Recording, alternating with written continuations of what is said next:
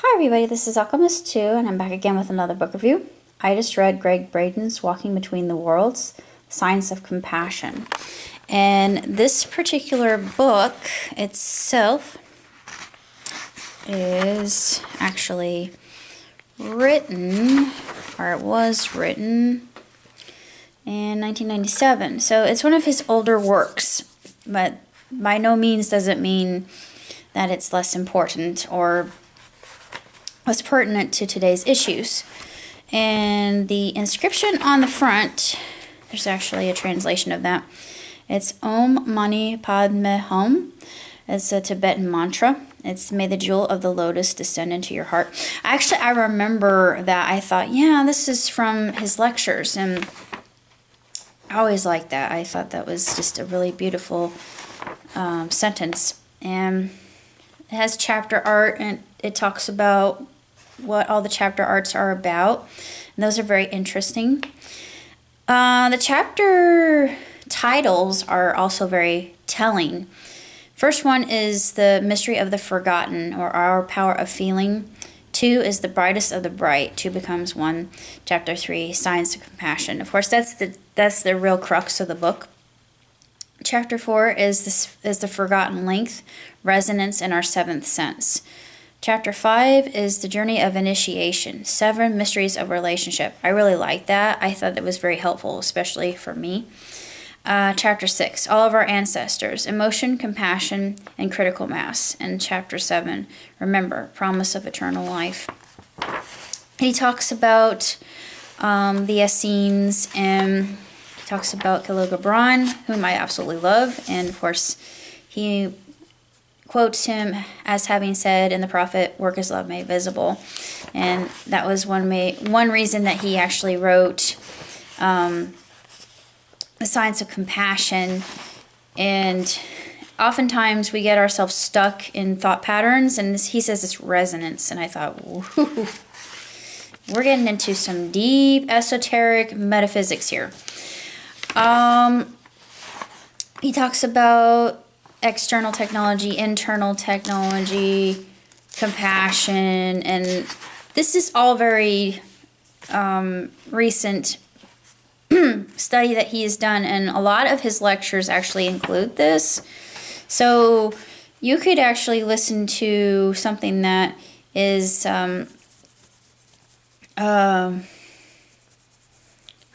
something that is played on one of his lectures, CD or DVD, and still learn quite a bit from it. I have the lecture on the lost modality of prayer, and it's what he talks about, the whole idea of when thought and feeling merge and are married, you can say to this mountain, be moved, and the mountain shall be removed from you. I thought that's a different interpretation than what I am used to hearing.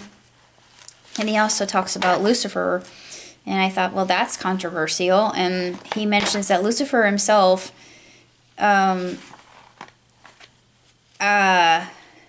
isn't exactly how we would portray him, and he sees darkness and light as coming from the same source, which is true, they do. And compassion, he says, isn't really compliance to something. It's not letting oneself being walked all over.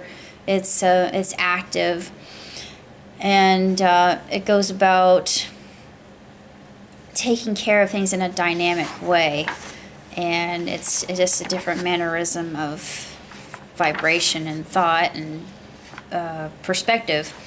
And I never really thought about that myself. I never really considered the possibility that this offers, but I'm very familiar with Gregg's work, and I love Gregg's work, and I think that he is an amazing person, and I hope I can meet him someday. And he does a lot of tours to Machu Picchu and places such as that, and he was actually on Ancient Aliens, believe it or not, because he's done UFO stuff, and he's very astonishing as a scientist and somebody who's into the world of the paranormal and the world of the spiritual and supernatural. He's more supernatural than he is paranormal. I like this. This is a good saying here from the Essene Gospel. It is easy to love others. The challenge is to love those who have seen our anger, seen us in our rage and our nakedness. Our challenge is to love ourselves as we love our families. The Essene Gospel of Peace. There are a lot of really just compelling quotes. And I love the chapter on relationships. It really, really helped. And I gleaned quite a bit from it. I really don't have an awful lot to say about the book in and of itself. It's a very short book, but by no means is it have any lack of really deep, profound, heady lessons that one can glean from its pages. And we have to become the change, basically, like Gandhi said. And through this, we can see changes in our outer world and the people around us. And I'm noticing that I've been kind to a lot of people, and usually people are kind back. And I would much rather be kind than I would be mean to other people, because what's the point in that? It solves nothing. And I prefer kindness. Kindness is my main modality. But this is really a beautiful book, and I am going to donate it to Half Price because I'm familiar with Greg's work, and I know it, and I live it, or I try to live it to the best of my ability. I'm more comfortable in accepting the fact that I am not alone. The world is my family. I didn't realize it, even though loss can give us a sense of separateness, but we are never separate from a source or God. He calls that the divine matrix. I love that. Isn't that just so cool, that phrase, divine matrix? I love that. He talks about that more in the divine matrix itself when he wrote that book. It's probably one of his better well-known sellers. I don't have much to say other than I'm going to write Mr. Braden a letter. Let him know how much he's meant to me. My dad was a big fan, too. I got him into Greg. He's like, I don't understand any of this. It makes no sense. It's just too much. My brain, it hurts. I said, Daddy, I know. It's a lot to take in. And he talks really fast. And just over time, it's going to sink in. And he's like, I don't know. I'm really old. I thought, Dad, no, you're very intelligent. You don't give yourself enough credit. And sure enough, I heard him saying things from Greg's lectures, and I thought, I told you so. I mean, I wanted to say that, but I never have a chance. But now I can say, I told you so, Dad. But it's, I have to laugh. I can't help it. I have to laugh about it. And I actually wrote some quotes down that I thought were really just gorgeous quotes. Of course, the work is love made visible. I already talked about that. Let's see. Excuse me. I'll get to this in a minute. Okay. Compassion. This is one that Greg said. Compassion is an awareness you become rather than something you do on occasion. I love this man. And the other one is, you are the resonator, the meeting place for the worlds of space, time, matter, and non-matter. He's talking about how everything is within us, all the tools that we need.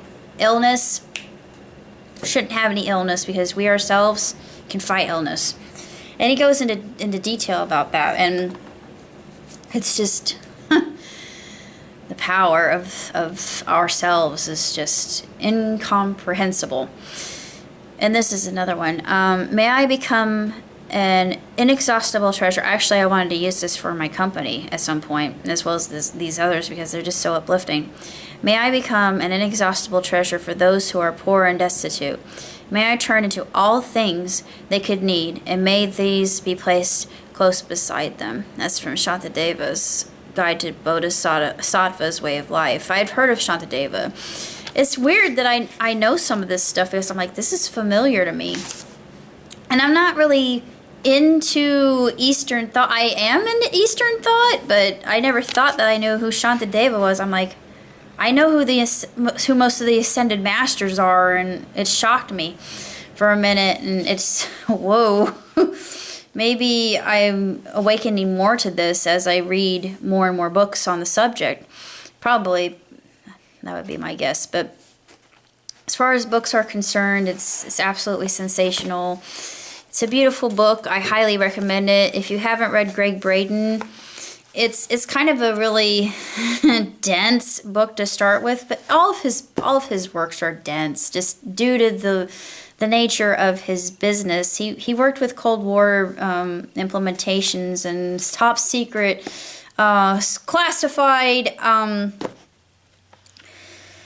inventions and paperwork and all these different systems that he was running at the time in the IT department, amongst other things. He was I can't remember what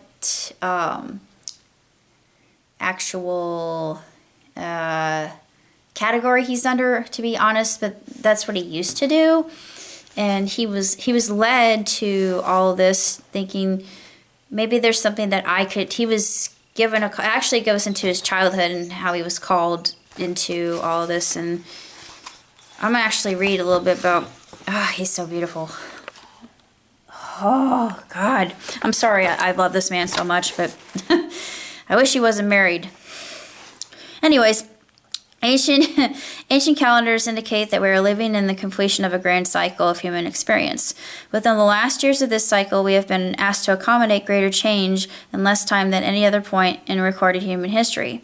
Our bodies, immune systems, and emotions have been challenged to unprecedented levels.